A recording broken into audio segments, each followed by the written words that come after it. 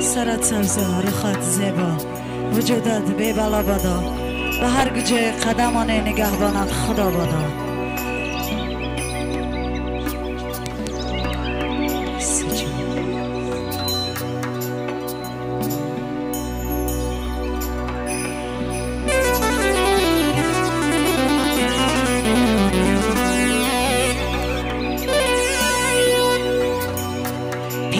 اگر شود خالی جهان ویران میگرده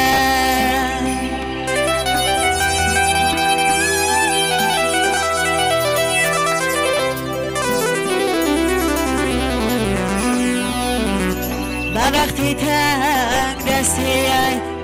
رفیق بگانه میگرده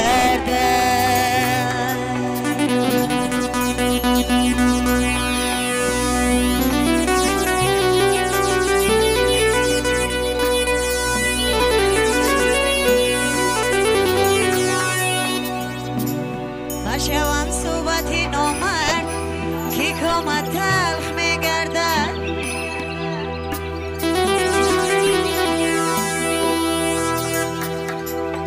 مصیبت میکشد مرده کی با نامرد میگردد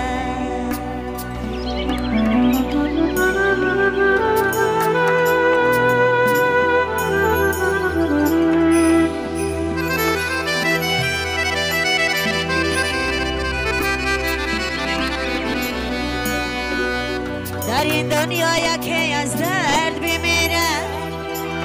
یکی از تهمتی نامرد بمیره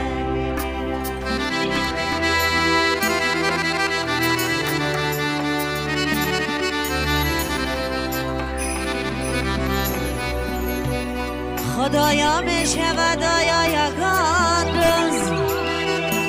که نامرد به جای مرد بمیره یاره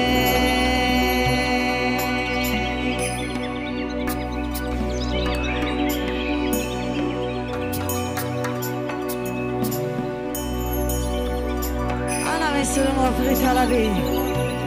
مردم فرخار به خاطر اکا زادرونز براک باشد اکا جان